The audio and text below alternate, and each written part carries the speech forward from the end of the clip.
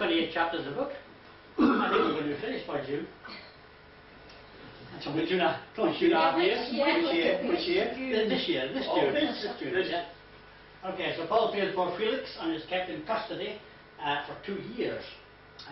Let me just get something of It's taken us 2 years to get this far. he was a slow walker.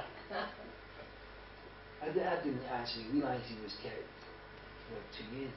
Yeah, this is his near the end. This is 2-year imprisonment. Near, there's lots of you can ask Grace. She's read the book to the end.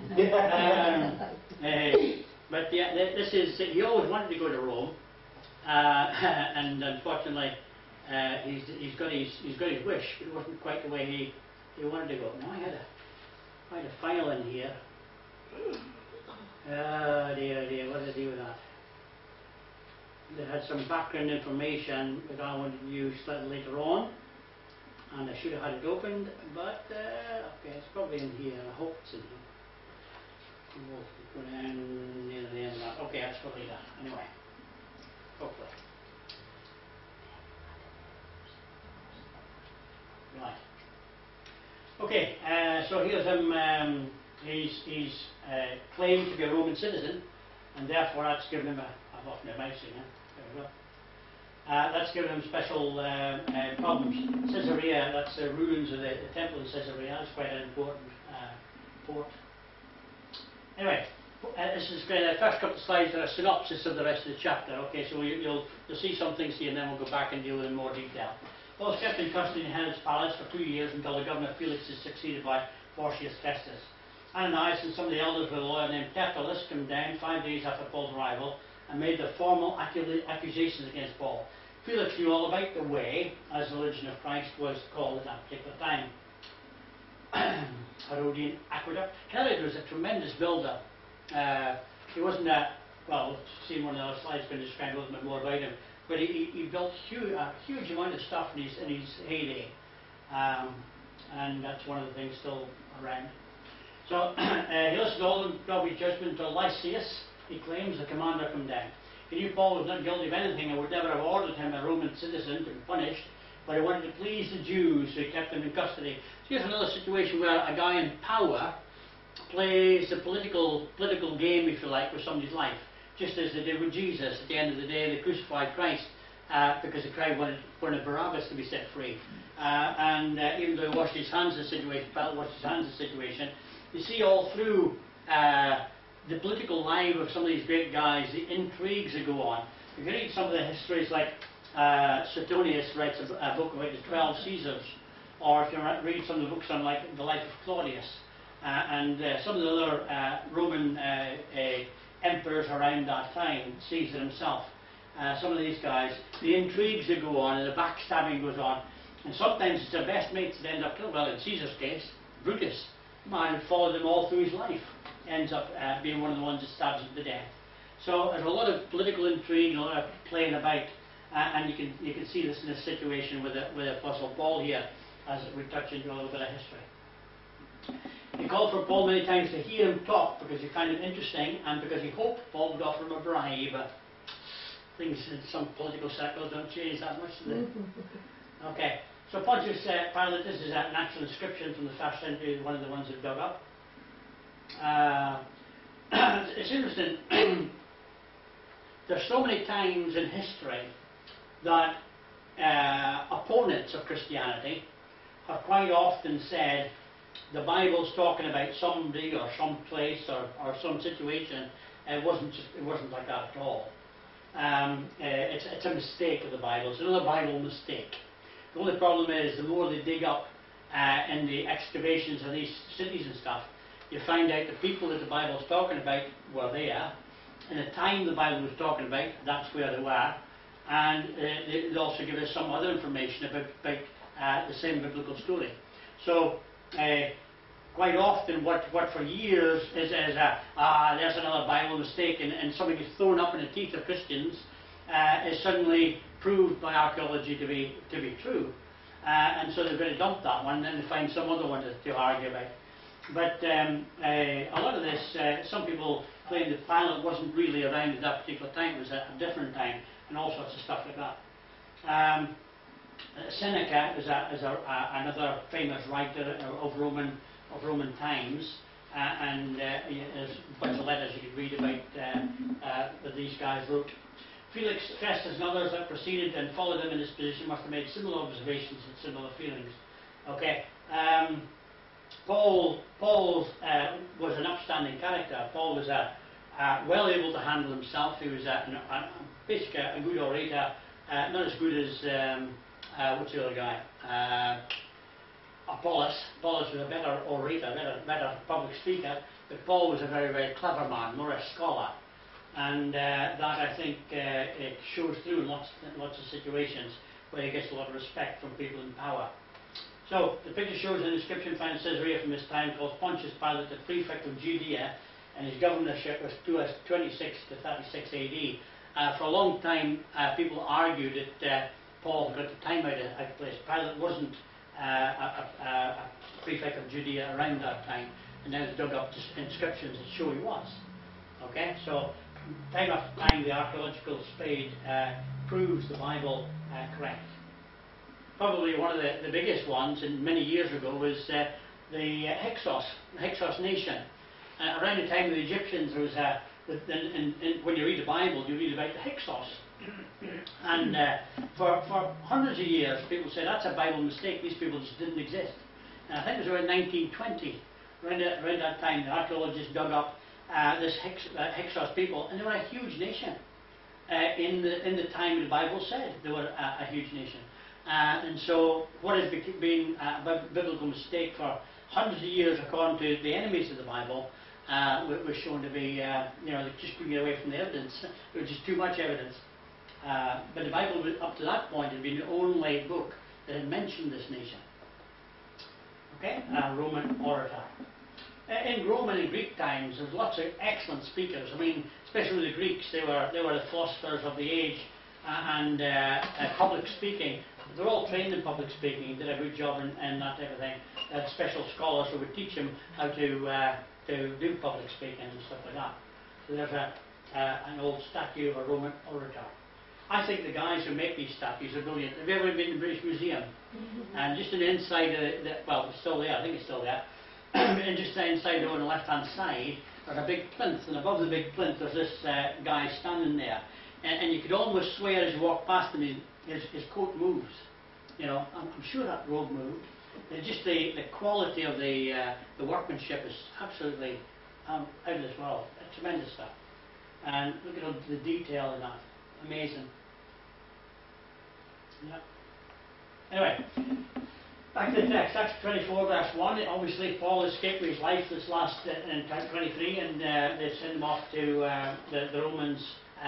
Sent quite a large force with him to get him out of the town rather quickly, and now he's ready to face these official judge, if you like, court situation, official situation as a Roman citizen. And so 5 days later, the high priest Ananias went down to Caesarea with some of the elders and a lawyer named Tertullus, and they brought the charges against Paul before the Roman. Now this guy Tertullus, he was probably their main speaker. He was a very clever guy, this one. Ananias, they want to bring Paul down, so they've got the big guns coming in here, and they're going to really strut their stuff, they think. Unfortunately, it works against them. The word Tertullus comes from Tertius, meaning third, must have been a skilled and well-known orator of the time, but is not mentioned in contemporary histories. He must have known Roman law and common legal procedures, because you couldn't walk into one of those situations and not know what was going to be thrown at you in a legal form. So you had to know his stuff. So he's probably the best guy they could lay their hands on at the time. Oh, the hell, is Palace still left? Ananias and these members of the Sanhedrin were still hoping to get their hands on Paul to kill him. They hoped that the Romans would say, look, it's not our problem, here, you can have Paul back, and of course, just like they tried to do before he got there, they would get him ambushed and get rid of him that way. But that wasn't going to be. Tertullus' speech shows they were willing to bend the truth and would try any devious and underhanded trick to get to Paul. Remember, for those who went here last week, 40 guys actually made a vow that they wouldn't eat or drink until they were going to kill Paul. well, Paul's still alive, so they had to do something about that. Probably, It'll be all skin and bone. I know, skeletons, probably skeleton stuff. Probably the Jewish, they had to go to the Jewish high priest and perhaps do some penitence and sacrifices in order to get themselves sorted out, because they made the oath and they weren't able to keep it. But here's the orator giving his case. When Paul was called in, Tertius presented his case before Felix. He says, "We have enjoyed a long period of peace under you." A bit of flannel here, you see. Butter up the judge, it's always good. And your foresight and your reforms of this nation, everywhere and every way, most excellent Felix, we acknowledge this with profound gratitude. Now these are Jews. They hate the Romans. They hate the whole Roman system. They're under slavery to it. And yet here he is opening up his case against Paul by a bit of flattery, trying to oh, you're the greatest. You're absolute magic, you are. In order to, not to weary you further, I would request you be kind enough to hear us briefly, okay? Yeah, that's always a good speech by anybody who's going to start a sermon. I'll only be a couple of minutes. Yeah. Just kill him, that's no cool. That's right. So, how do you think the Jews really felt about Roman rule? They just hated them, absolutely hated them. And the Romans weren't very, very friendly to the Jews either, because they were a bunch of trouble. They were always causing trouble. It was a black spot in their peace nation. Okay? Cornelius Tacitus from a Roman statue. Tacitus was a great Roman writer. If you ever come across some of his work. Good, a really good picture, really good bust survived, you think, 2,000 years, you know. That's this Roman historian, History Book 5, Chapter 9, and Josephus, that's the Jewish historian that worked with the Romans. And his book Antiquities, Book 20, Chapter 8. Suetonius was also another biographer of Claudius, Life of Claudius, Chapter 28. They all attest to the good job that Felix had done in keeping the peace, okay? But all three of them, as well as praising the things that Felix did, also say he was corrupt, and he was dishonest, and he was unjust, and he was cruel. So there's a bit of a, like with most guys, there's a bit of a contradiction going on, okay? He did some good things, but... It seems bad things outweigh good things. I know, yes, that's true. So, let's see how he deals with this. Will he turn Paul over to these men? Will he let him go? Boy, it's better than crossroads, isn't it? Okay, Caesarea Palace the governor. That's a bit of the remains we still have. That's why I said, we found this man to be a troublemaker, stirring up riots among the Jews all over the world. He's a ringleader of the Nazarene sect and even tried to desecrate the temple. So we seized him. By examining himself, you'll be able to learn the truth about all these charges you bring against him. So it sounds good so far. We'd be the same as Paul then, we'd be all troublemakers. That's right, and their eyes would be. So the Jews joined in the accusations, saying that these things were true. What our guy's saying is, you need to listen to him, it's all true. So Terence said the following 4 things about Paul. He's a plague. He created dissension among the Jews. He's a ringleader among the sect of the Nazarenes, and he tried to profane the temple. Okay? That's the 4 charges. What did the Bible say about the gifts that Paul brought to Jerusalem for the poor? Now, this is a different aspect of the same thing. What did the Jews, the Christian Jews, think about Paul? Was he the troublemaker? Was he a ringleader? Well, it says here, after many years I came to bring alms to my nation and offering. He says, this guy's a plague on the Jews. And yet when the Jews were in trouble with the famine, it was Paul who encouraged the Gentile nations, or Gentile Christians around about, to collect money to alleviate the problems of the Jews in Jerusalem, in their own city, their own people, the very people he's supposed to be tearing down and a plague amongst. Okay? Acts 11 verse 28, Agabus stood up and through the Spirit predicted a severe famine would spread over the entire empire. 29 says, the disciples, each according to his ability, decided to provide help for the brothers living in Judea. And 1 Corinthians, Paul writing in 1 Corinthians 16 says, about the collection for God's people, do what I told the Galatian churches. On the first day of every week, each one of you should have set aside a small sum of money. I will give letters of introduction to the men you approve and send them with your gift to Jerusalem. Paul helped to alleviate the suffering under the famine situation in the Jews in Jerusalem. So Paul, of course, is not a seditious person or troublemaker. He never instigated a riot. Always these troublemakers of the Jews used to come wherever he was, and it was them who created the riots. It's the Jews who were creating the riots, not Paul, even though he was a Jew. Christianity was not a Nazarene sect, and Paul didn't desecrate the temple. All these charges were false. But even more than that, Felix knew that the charges were false. So this guy stand up and he said, "Oh, this is blah," and Felix knows just as much about the situation as this guy did. Felix, as Paul says, knew more about this way than any of Paul's accusers. He knew Paul was not what they said he was. Felix might have been an unjust and cruel man, but he was intelligent, he was well informed, and not easily swayed by flowery rhetoric. Okay, listen carefully. Then says, when the governor mentioned to him to speak, Paul replied, "I know that for a number of years you've been a judge over this nation, so I gladly make my defense.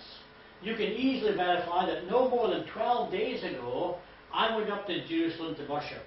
My accusers didn't find me arguing with anybody in the temple or stirring up a crowd in synagogues or anywhere else in the city, and they cannot prove to you the charges that they are now making against me." Fairly simple, straightforward statement. Paul challenges them to furnish proof of the charges. They cannot, and they also know that they can't. So when they didn't bring, remember when Jesus was being in a similar situation, they paid people to bring false witness against them. And I wonder why they didn't do that with this situation in Paul, because they did the same thing with Stephen. And so, unlike the Jewish court, such false witnesses would be rigorously cross-examined in a Roman court, and perjury was punishable by death, as it should be in the Jewish court. So the Romans enforced their laws. So if you'd come up and try to prove Paul was wrong, then you could end up dead. However, I admit that I worship the God of our fathers as a follower of the Way, which they call a sect. And the Way was quite a popular name for the church in the first century. They were called the Way. Like the small chorus says, Jesus said, "I'm the way, the truth, the life." They were followers of the one who was the Way. I believe everything agrees with the law and is written in the prophets. I have the same hope in God as these men, that there will be a resurrection of both the righteous and the wicked. So I strive always to keep my conscience clear before God and before man. There's a number of things involved in that. If you break them down, we won't take too much time to deal with them. A lot of people are confused today between the Old Testament and New Testament. For example, a lot of people say we're still under the Old Testament law today, and they don't understand that the Old Testament law was given for the Jewish people by Moses, and it was meant to be the rule of law for the nation. When Jesus came, and in his Sermon on the Mount, he says, in olden times they say to you, "Thou shalt not kill." Well, that's okay. I haven't killed anybody. I could keep that. I'm all right with that. Okay? But he then goes on to say, "But I say to you," and this is him giving a foretaste of the new commandments in his new family, the church. He says, "I say to you, you shall not even be angry." That's a different kettle of fish. Because I can say I haven't killed anybody, but I struggle with saying I've never been angry with somebody. You know? So Christ was bringing in a higher law. The other one he says, the law says to you, you shouldn't commit adultery. Jesus says, you shall not even look at a woman in lust, or you have committed adultery in your heart. You know, you could, especially when the sun's shining now, and all these pretty ladies are walking down the streets, some of them half naked. You know, I haven't committed adultery, no problem. God, you know, he says, you. Isn't this why the Muslim ladies cover the whole body so that they will not have a man lusting after them? No, it's because the husband doesn't want any other son to see his wife. He says, "You're not lusting after my wife. I'm the only one to see her." Okay. But it's for that reason. Yes, part of that reason. Yes. For that reason. Being dressing in a decorum manner. That's not the right word, but anyway. But yeah, so the law of Christ. So a lot of people want the Ten Commandments today because that's easy. It really is. As a national, well, you know, you can stick with that and get away with most of it. But the laws of Christ hit you where it hurts. It takes you up that extra level, the spiritual level. And it's difficult to handle, it's difficult to keep. But we have a difference because in Christ, we have the Spirit of God living in us. And He, hopefully, A, will help us to overcome some of these things, and B, because we've got a relationship with God, we can get forgiveness for these things. Okay? It doesn't give us license to do them, and we're going to strive not to do them. But the challenge is a greater challenge for Christians. And that's why in today's society, in some of the bigger religions, they're quite happy to go back into the Old Testament and stick with the old law, because that's easy to keep. You know, it's not such a challenge. But it's a bigger challenge when you understand that the old law has been fulfilled in Christ. And we're now under the law of the Spirit of life in Christ. And that challenges us to a whole different way of life. And that's a lot harder to do. Okay? So, Paul, he says, I've got no problem with the law. The law was right, and if you read, for example, 1 Corinthians and other books like that, he shows you where the law sat. For example, in 1 Corinthians chapter 7, he says, if a man, his wife dies, and he's free to marry another wife because his wife has died. And just like the law has died, and we are now free in Christ, under the new law of Christ, because the old law has been fulfilled and died. So he says, the Jews did not, because they'd been brought up under the law, they didn't want to leave that behind. They didn't want to be under this new law of Christ. Therefore, they wanted to keep under the old law. They wanted the sacrificial system, they wanted all that type of stuff. And Paul says, I had no problem with the law in its place, but now we're under the new law. So it's because the Jews who he was talking to didn't like the idea that Paul was saying the law is now finished for us, that we're under this new law, that they created such a big star. There's a lot of stuff in there, but we won't spend a lot of time with it. There will be a resurrection of both the righteous and the wicked. Remember in verse 23, chapter 23, that was what he did when he was under trouble from the Jews. That's what he said to them, look, they're persecuting me because I believe in the resurrection. And of course, the Sadducees and the Pharisees disagreed about the resurrection. And so he used this difference in their thinking to get himself out of trouble, because they started fighting among themselves. And he was able to do that. So he says here, there will be a resurrection of both the righteous and the wicked. Now the Sadducees, they were sad, you see, because they didn't believe in the resurrection. The Pharisees did believe in the resurrection. And Paul says, look, I believe in the resurrection. Which many of the Pharisees would have done anyway. So there was no problem with any of that as far as he was concerned. He says, I always try to keep my conscience clear before both God and man. Paul admitted he's a worshipper of Jesus and follows his way, but he says this new way, which couldn't be called a sect of Judaism, was based on the fulfillment of the Old Testament prophecies. The word testament, we're more familiar with it, and you know, when you make a will, okay, it's my last will and testament, okay. The Old Testament was God's old will, His old covenant, His old agreement with His old people, the Jews. The New Testament is His new will, His new covenant, His new agreement with Christians. We are under the new covenant today, a new relationship with God through the blood of Christ. Whereas the old covenant, apart from Abraham, but coming into like Moses and the law situation, the old covenant was through the sacrificial system, which pointed to the ultimate sacrifice of Christ coming, being the Lamb of God, the ultimate Lamb to take away the sin of the world. So it was the New Testament isn't a section of Judaism. It is the culmination of what Judaism pointed to. It's a new relationship with God in Christ. As Jesus also said, if people believed the prophets and Moses and the other Old Testament prophets, they would believe him. He was discussing with some of these high-up guys in Jewish faith, and he says, you read the Old Testament because it's supposed to testify the Messiah. And he says, it's pointing you to me, and you're missing the point. You don't see me at all. He says, so if you don't believe Moses and the prophets, then you won't believe in me. They would believe that he was the promised Messiah of Israel if he understood what the Old Testament prophets and law was all about. After an absence of 7 years, I came to Jerusalem to bring my people gifts to the poor and to present offerings. I was ceremonially clean when they found me in the temple courts doing this. Remember, this is one of the arguments that said that he was degrading the temple, desecrating the temple. There was no crowd with me, nor was I involved in any disturbance. But there are some Jews from province of Asia who ought to be here, because they were the ones who were causing problems, and they were the ones who were stirring up trouble. If you want to bring somebody in for desecrating the temple and causing riots, these guys should be here, not me. That's his argument. I would also be confident to stand up against the accusers from Asia.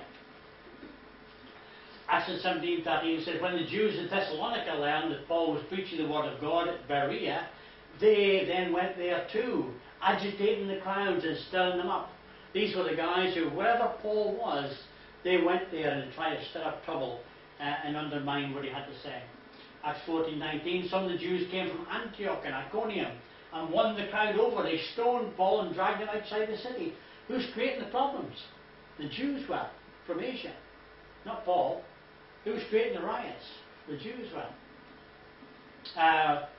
Chapter 18 says, when they took before Gallio, who was the proconsul of Achaia, the Jews made a united attack on Paul and brought him into court.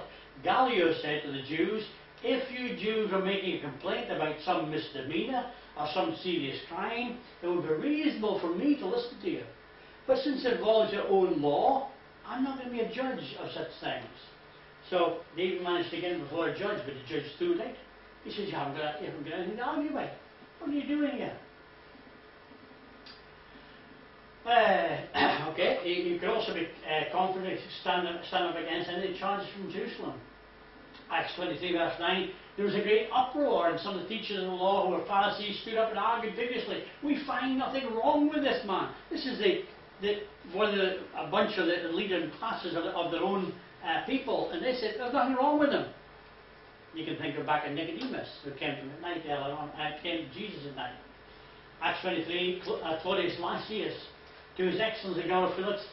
This is the guy who arrested Paul and took Paul away and helped him escape. He says, I find the accusations had to do with question about the law, but there was no charge against him that deserved death or imprisonment. Paul was not guilty. So here's Paul and his argument from the book of Acts. You can see that it wasn't Paul who was the troublemaker.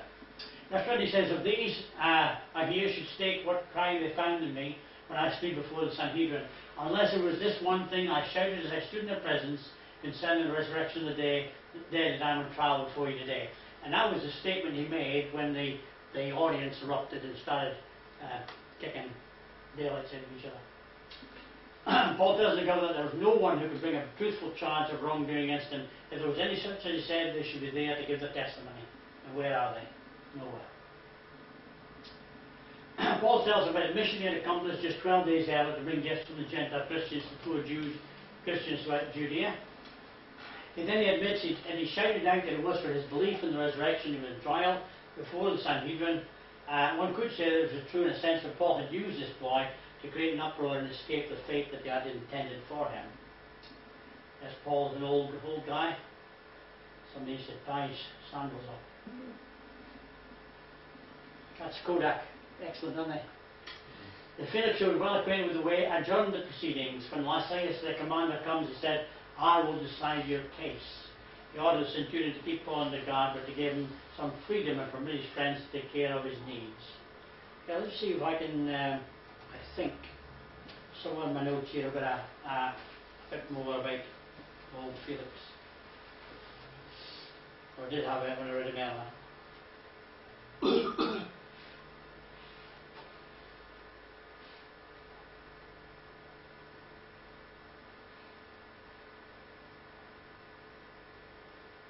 Governor in Rome, is he?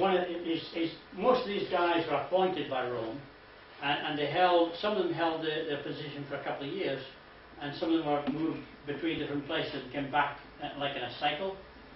So you see him a couple of times in different situations. There was something in here about,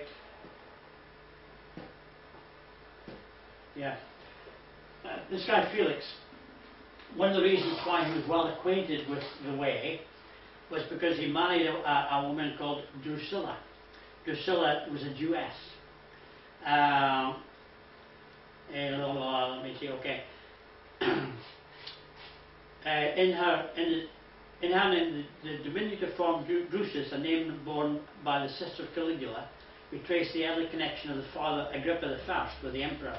Drusilla had been 6 years old when the father died his horrible death shortly after murdering the apostle James and imprisoning Peter. Drusilla was a woman of great beauty, and because of her beauty she was constantly persecuted by her older sister Bernice, who was rather plain in appearance. One of the reasons she decided to be unfaithful to Arcesis and to marry Felix was in order to be a more important person, in a more important position than her sister Bernice was. It was partly an effort to get even with Bernice for all the petty things she had suffered. She now was living in adultery with Felix, a relationship. Okay, and Felix and Drusilla wished to hear Paul, are not all together in different texts. The actual original text, there's a slight discrepancy. In the Western text it says, blah, you've done that. Anyway. Okay, but the idea was that part of the reason why they were quite happy to go back and forth to Paul is we're hoping that he would cross a pound of silver and buy his way into the case. But the reason why the case lasted 2 years, or he stayed here for 2 years, was that the enemies of Paul had 2 years in order to present a proper case. And if the case was not proved, Paul was released after 2 years. Anyway, so that's why he was stuck in there. So the justice system back there hasn't improved much by today. Not really. It can be. Matter of fact, it was pretty rough. I think possibly we're in a slightly better situation today, because if you had the money, well, I suppose it's true even today, if you have the money, you can buy yourself out of lots of situations. Because there are always corrupt judges and corrupt people who are willing to take some of that kickback. So yeah, right. Human nature doesn't change that much. I think we're a little bit better in this country than in some countries, but not a lot in a lot of situations, really. But the Romans were pretty tough with a lot of stuff. Okay, there'll be a lot of stuff there on Felix, so I'm not going to bother with that tonight. Maybe asleep. Okay. Felix was not about to perform justice for a Roman citizen. He would have had to give an account. This was one of the other things that, if you did take a kickback, you had to be very careful to cover your tracks. Because if you were found out by higher up the tree that you were bending the justice, they would come down on you. You could end up in worse trouble than the person you were trying to let off. So there was, to a degree, there was a certain amount of counter checks and balances and checks. But if you did it, obviously, in the right way, there was always ways around the system. Okay? Antonio, if you got one of these, worth a few bucks. Okay. And that's a coin of his time with the date 52 to 56 AD in Judea. 7 days later, Felix came with his wife Drusilla, who was a Jewess. He sent for Paul, listened to him, and he spoke about faith in Christ. Paul discoursed on righteousness, self-control, and judgment to come. Felix was afraid and said, "That's enough for now." Okay, this good old Paul, and he's going to point out, you realise what you're doing now. One day you're going to be standing before Christ and give account for him. Let's leave that till later, so he pushes up, okay? At the same time, he's hoping that Paul would offer him a bribe, so he sent for him frequently to talk to him. Since Drusilla, Felix's wife is a Jewess, Felix no doubt had been more interested in Jewish culture and history than it would have been otherwise. He'd heard all the stories about Jesus. I'm sure he had investigated them for himself. He knew that Paul was telling the truth. Must believe in God and the words of Paul. One version says that when Felix heard about the judgment to come, he was terrified. So it's, even if you're a ruler and you have the power of life and death in your hand, at the end of the day, there's always somebody higher. That's what a lot of our politicians don't understand today. Why didn't he become a Christian? We don't know for sure, but we've got a good chance, because the problem is the challenge to change your life. A lot of people say there is no God because they want to live the way they want to live. And that's the easiest thing to do, rather than believe in God and say, well, you know, if that's what he wants to do, I need to change, I need to be different. They say, oh no, there isn't a God. That takes care of that problem. We can do what we like, lads. Anyway, point of Porcius Festus, that was the guy who came after. When 2 years had passed, Felix was succeeded by Porcius Festus, but because Felix wanted to grant a favour to the Jews, he left Paul in prison. Again, you get the politics going, and it's sad really. Felix did not think of Paul and what was best for him. He only cared about his political correctness and pleasing his constituency. And that's a familiar attitude even today. God knew what was best for Paul, and that was the real reason he stayed in God and had his palace. If he'd been let out, he'd probably been killed by the Jews. Conclusion. Paul will survive all the plots and machinations of the unbelieving Jews. He will be in the situation for 2 years, will appear before the new governor Festus, then before King Agrippa, the king of Judea, a puppet of the Romans, and after time he will decide to exercise rights as a Roman citizen and appeal to Caesar to make a final disposition of his case. The Caesar here, this is not the original Caesar, this is the name Caesar became like the name of the king, if you like, based on the guy who was Julius Caesar earlier on. But each Caesar, each guy who became Caesar after that, had his own name, but he took Caesar as a title. Okay. Any questions? This is the first time we've had a conclusion. Yes, probably. It's not even at the end, is it? Yeah, it's not even there. It's a snippet of what's to come in the next few chapters, 4 chapters. And as you know well. Graham, yeah. For Paul, I know we're saying it's 2 years and just like that it's gone. But for Paul, it must have seemed like forever. Yeah, I mean, as in Rome, he had a certain amount of freedom, and his friends could come and see him. But it's not the same as being able to, you know, go out and have a walk down the street, have a pint with the local brew. Yeah, there's always a limitation when you're under incarceration like that. And we know when he spent his Roman incarceration that he was constantly chained to 2 guards. Despite his freedom, it was freedom in chains. And it's interesting that when he writes some of his letters, he writes from the situation of being in prison, and it's full of joy, it's full of hope, it's full of love.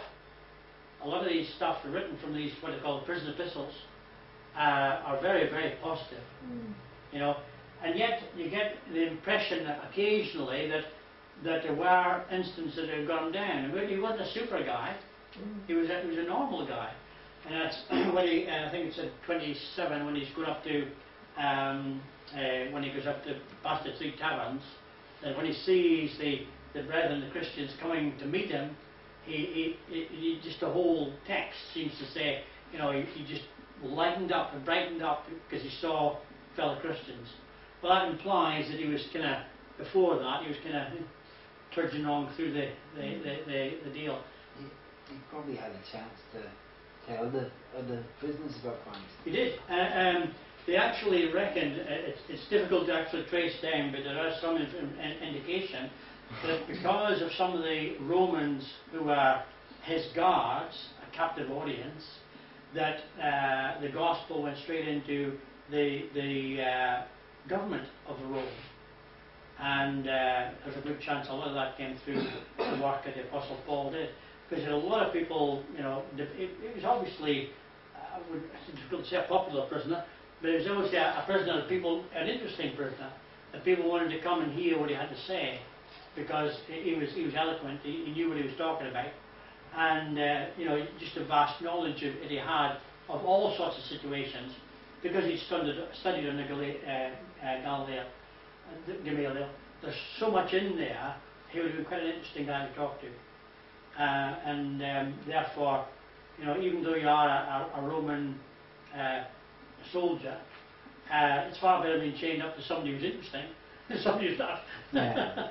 You know, and from there, it would have an impact in their lives and as they went back and they'd be rotating around, they'd have been they would have been from prison guards, there'd have been temple guards, palace guards. So they were, you know, they'd be talking at tea break and gospel the gospel.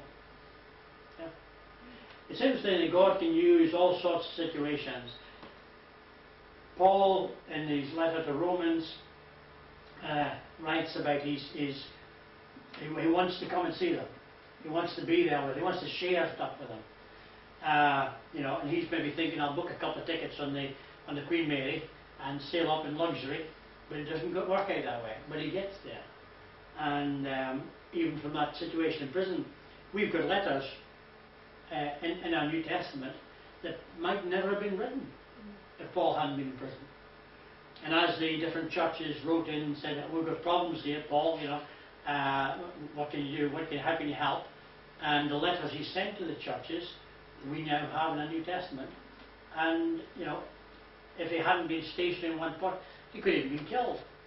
Because in Galatia and his earlier church, remember when we went up going through Galatia, he was affected by something at the coast that almost killed him. And he actually moves up round to get some better weather to get out of that.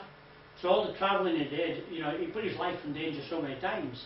And the situations he got in with the Jews where they wanted to stone him so many, and they did stone him so many times and beat him up so many, he mightn't have survived if he'd been out in the streets very long. So being in prison for 2 years, he was able to write the stuff that we can get the benefit of today. And, you know, God works that way. Amazing. When you think that there were 12 apostles, we know what happened to 4. But and we know all the others were killed. Apart from John, yeah. What kind of lives did they have before they were killed? Yeah. And the preaching of the gospel and how we know Paul suffered and Peter suffered. Yeah. It was only John who had it. Well, he was in prison when he wrote the book of Revelation. That's true. Yeah. But I mean, what life did the other 8 have? Yeah. It's interesting. We don't know very much about it. We don't know very much about it. But it's interesting. John writes from prison in Patmos in Revelation. That's where the book of Revelation. The island of Patmos. You've got the impact that Paul has. So the fact that they were in prison, they didn't see that as a negative. They actually took it as a positive opportunity to learn and grow and do things from there that they weren't able to do, maybe take time to when they're walking on the road or traveling from place to place. So it's interesting how God used that. And the thing